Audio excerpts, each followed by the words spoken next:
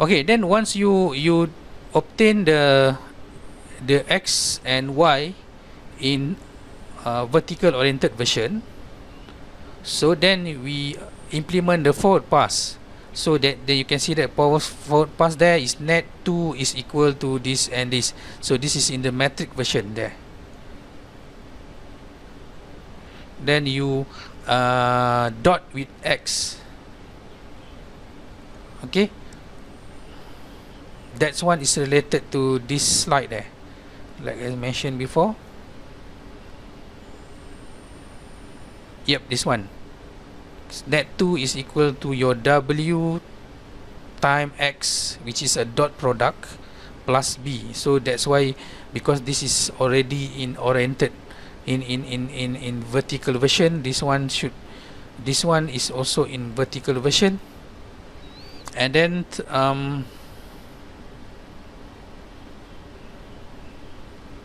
okay, then this one, why we need to do some transpose.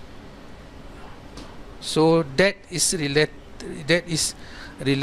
to, you can see there, for example, okay, at this position x1. So based on this formula, you can see that yep, let's say we don't do the transpose. Okay, then you will have w11, this one is w, this one is w21, this one is w12, w12,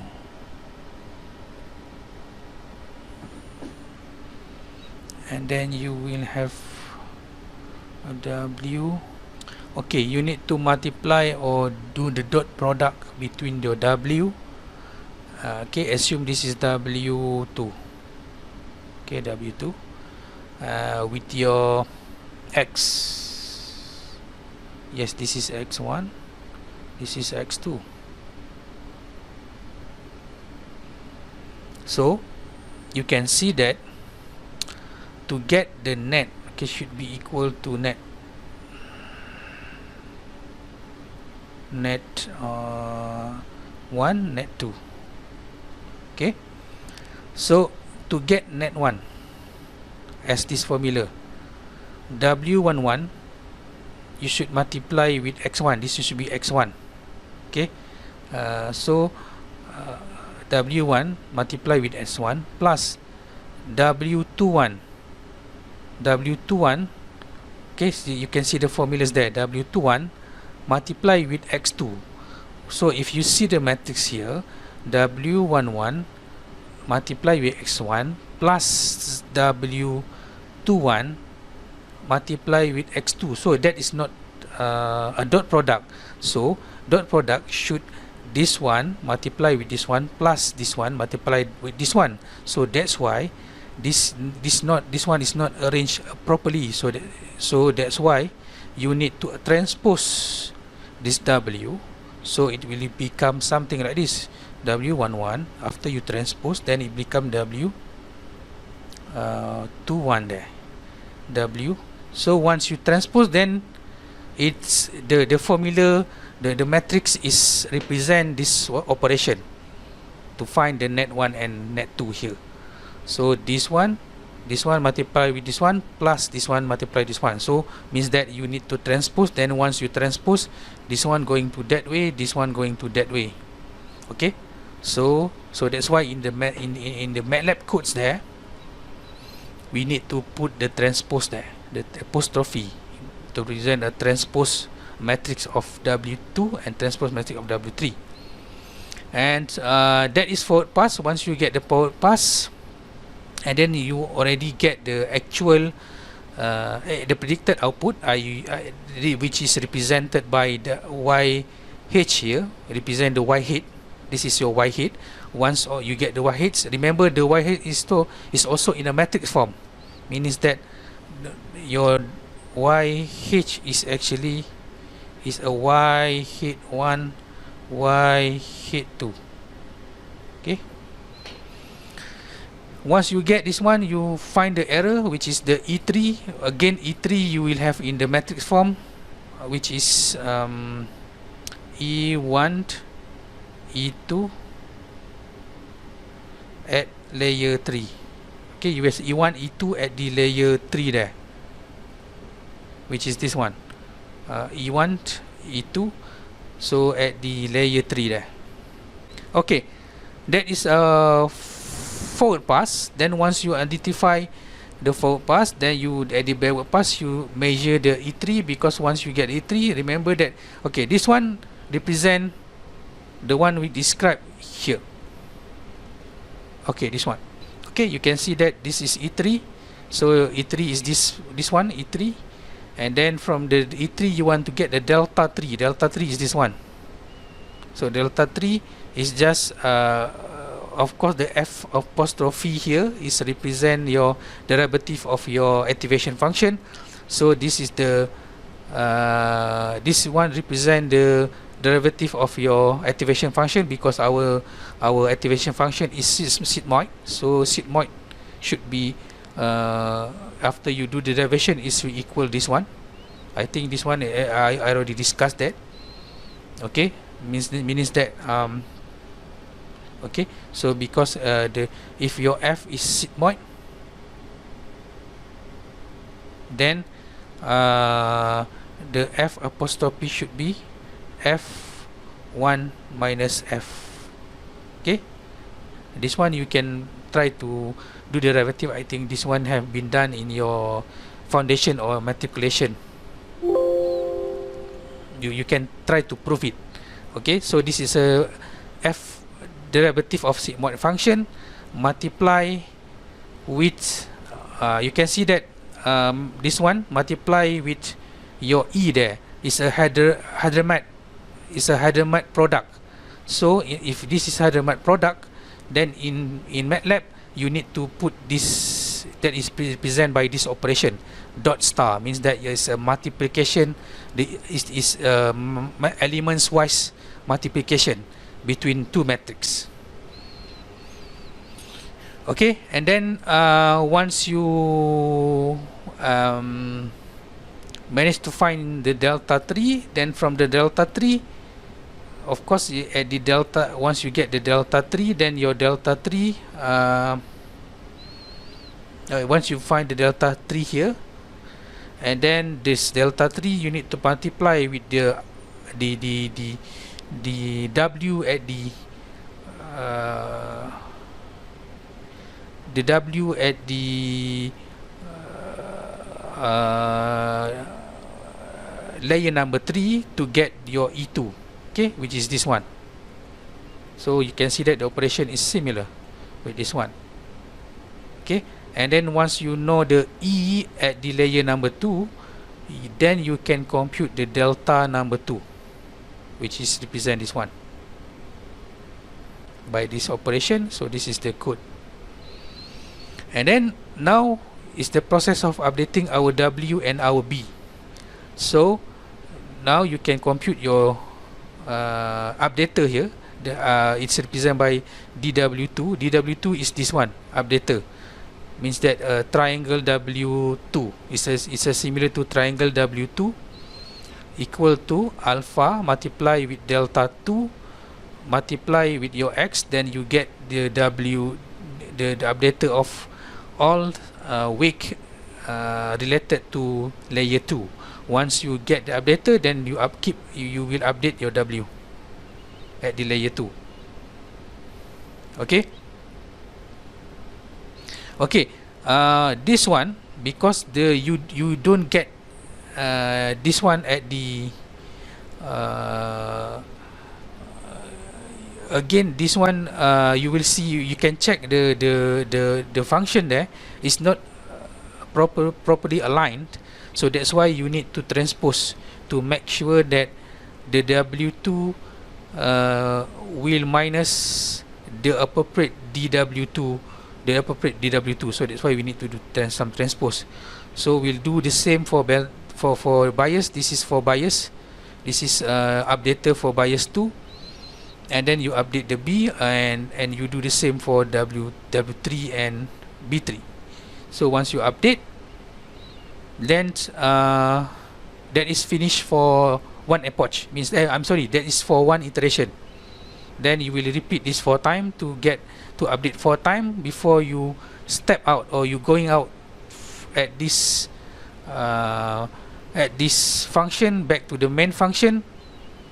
Then you will call back that function for epoch number 2. Okay, then you will repeat 10,000 times. Okay, so then after 10,000 times you will finish training that.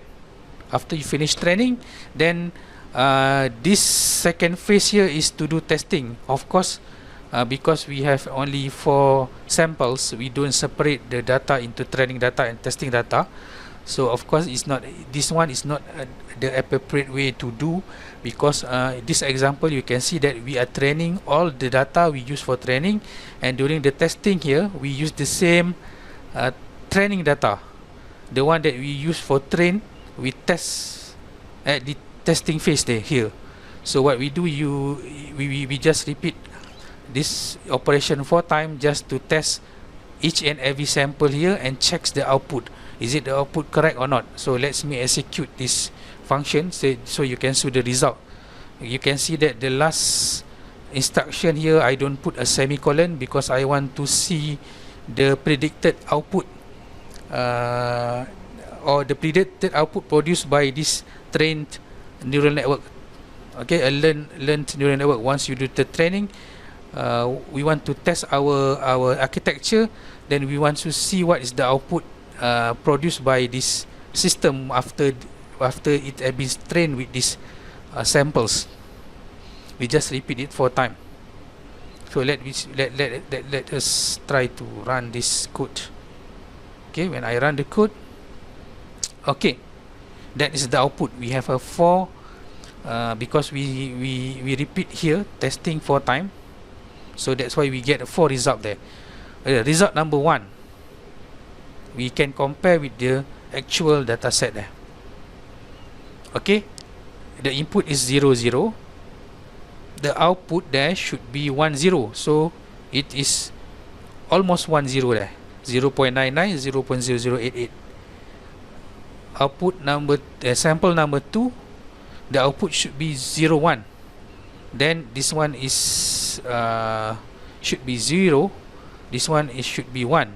Of course, this is one of the means that this one is wrong. It's wrong. Is the one that we wrongly predicted. And then let's go to samples number 3. This is represent sample number 3.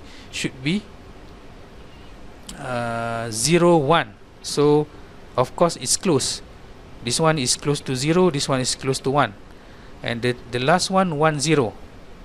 1 0. 1 0. It's a little bit correct, because if you put the threshold 0.5, then this one anything above 0.5 is 1, anything below 0.5 is 0, then this one is correct. So this is correct, this is correct, this is wrong, yeah, this is wrong, and this is correct. Okay, but sometimes you can try to run it again and again. You can see that the output is not similar. Yep, this one is dissimilar. How about we try to change its more iteration? What happened? Okay, some point you will get correct, some point you get wrongly predicted. Okay, this is correct, this is correct, this is wrong, yeah, this is correct. We already finished that. Okay, we proved that. Okay, this is good, and the code there seems to be working appropriately, even there's a one mistake there. Okay, now since we already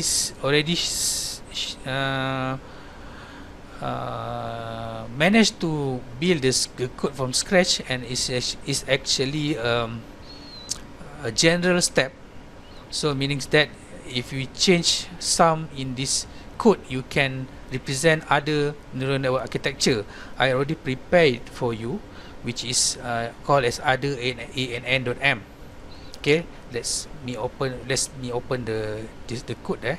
Okay, actually there's no the code here, other ANN.m, is almost similar with simple AN. You just try to you can just try to compare these two code, and you see that the general step is similar. The one that I change is only this thing. Okay, because this is actually during the initialization, if you set your random matrix in different size, it will generate different architectures. These are other ANN.m actually represent this architecture. So you can see that the code is similar. Doesn't matter how many neurons, if the layer is similar, then you can have the similar code as this one. Okay, the code should be similar. The procedure or the general step there should be similar. It should be end up in this way. Okay, so the one is different is just how you define the W. Because if you define the W and the B there, the W matrix and the B matrix in different size, then you represent the other architecture like this one. Okay, you can see that in other NN, what I do, you can see that, okay, you just compare this one, this part, and this part at the AAN there. So here my W2, W3 is 2 times 2 matrix. That is because my architecture is 2 neuron at the hidden layer, 2 neuron at the output layer. But when I want to implement this one, I just change this one into this matrix, 3 times 4 matrix, which represent the hidden layer, which is W2, and W3 is 4 times 1. So this is 4 times 1, which is this one, and W2 is 3 times 4. Okay, and then the B also you need to change. This one is, you have 4 bias, so these 4 bias should be represented by the matrix 4 times 1. And since you have only 1 neuron at the output layer, so you have only 1 bias, so this should be the matrix of 1 times 1. Okay, so this one is okay, it should be that one, that okay. Okay, then now I want to make sure that this code is work, which represent the artificial neural network that that have been shown in this slide. So how to do that? I will use the same XOR dataset again. Okay, so now you can see that I just put a little bit modification on my dataset there. You can see in this one, it's 0 0. You will produce a 1 0, 0 1. You will produce 0 1. Okay, let's say I want to use the same dataset for this other ANN. What I do is that, since the inputs there is, you have a 3-dimension input, x1, x2 and x3, so I just put 1 dummy numbers there. So you can see that let's go to the whiteboard there. Okay, again this is x1, x2, x2. This one is y, 0. So then I change this into one hot encode, one hot format. So it becomes 0, 0, 1.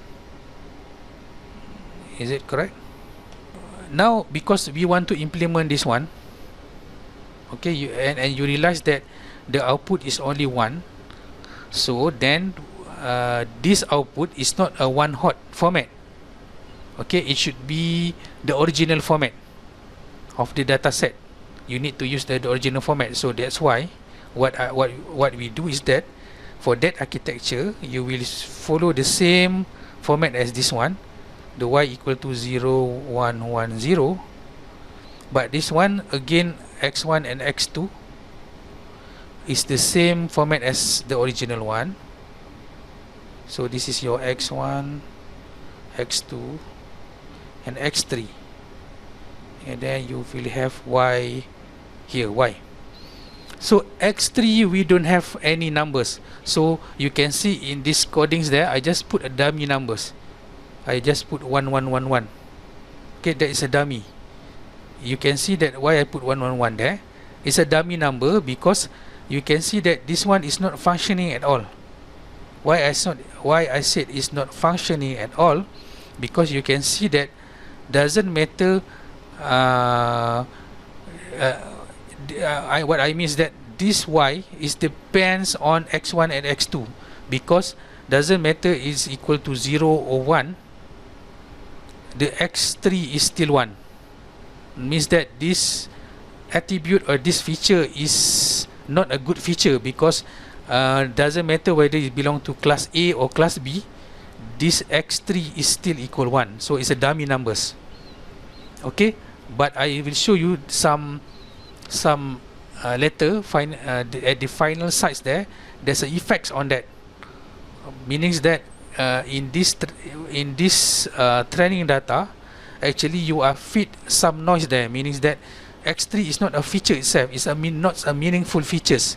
It's a bad features you feed into the neural network. Still the network can handle that. But of course, in real application, if you put more and more unmeaningful features, then your neural network will suffer, because try to find the best pattern and try to filter out what is not the best and what is not the best in representing the feature to classify it into output into class that you want. So that's why avoid to put bad features there in your training data. But in this example, this is one of the example, you can see that I put a bad features there.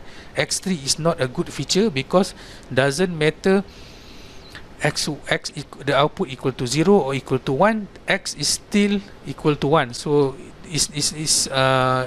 x don't represent a feature that can separate between class 0 and class 1. Okay, the one that managed to represent class 1 and class 2 is x1 and x2. I mean the one that can separate the data into class 0 and class 1 is x1 and x2 only. Okay, so again, this is I already discussed this one before, and then I use the same function I call the back propagation. I don't change anything, so that means this one is a general step or a general equation. I'm sorry, the general algorithm. Don't change anything. And then I'm using I do testing here, the same testing as before. Okay, so let's try to run this code.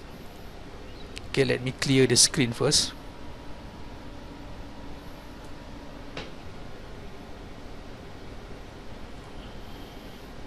Okay, that is the result. You can see that. Let's compare the predicted output with the actual output. So this is 0, close to 0, 1, close to 1, this is 1, this one is close to 1, so 1, close to 1, and this one is 0, which is close to 0. So you can see that from these examples, even you fit the the neural network with dummy data like this, your neural network still powerful enough to classify it into two classes, which is the one that belong to class 0 and the one that's belong to class 1. Okay, what's another things that I want to show you? Let's go to W2. Okay, if I click W2, just want to see what is the optimum wake that have been set at the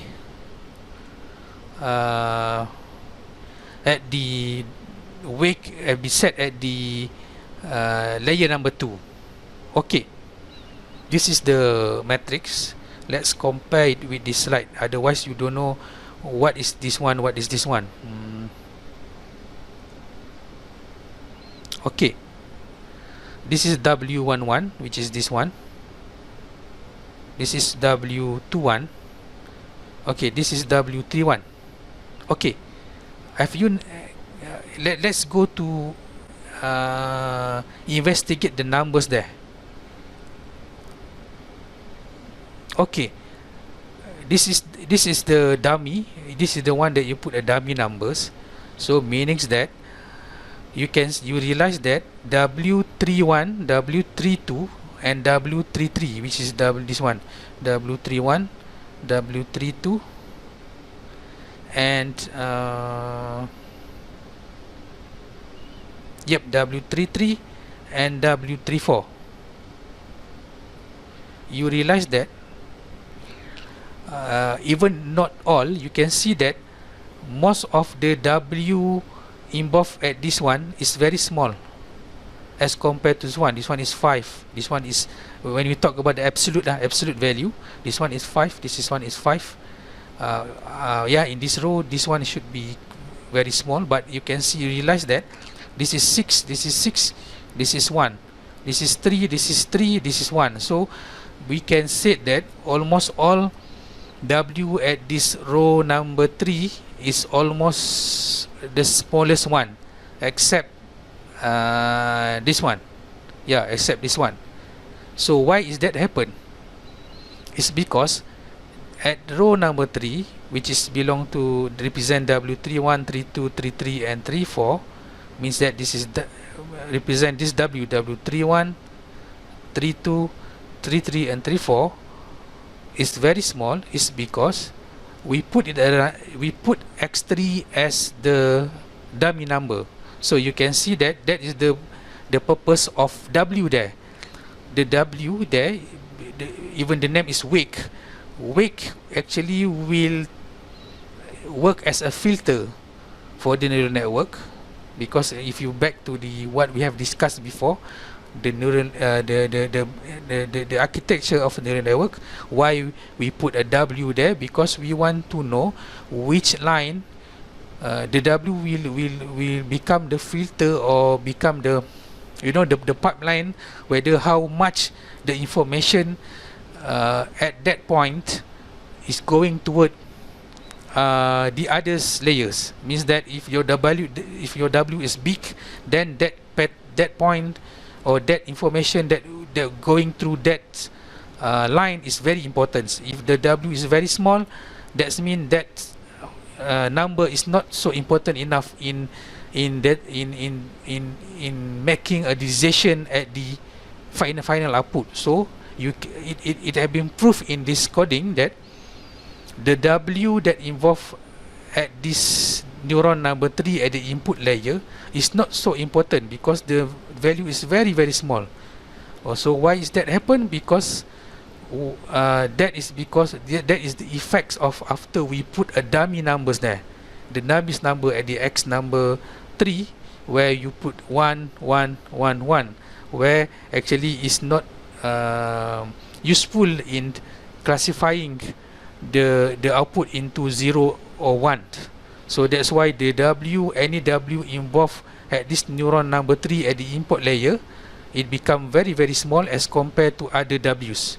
So that is the thing. So you can see that the artificial neural network is intelligent enough to know what is the important feature to be to be passed through the neuron, and before you can get the final decision.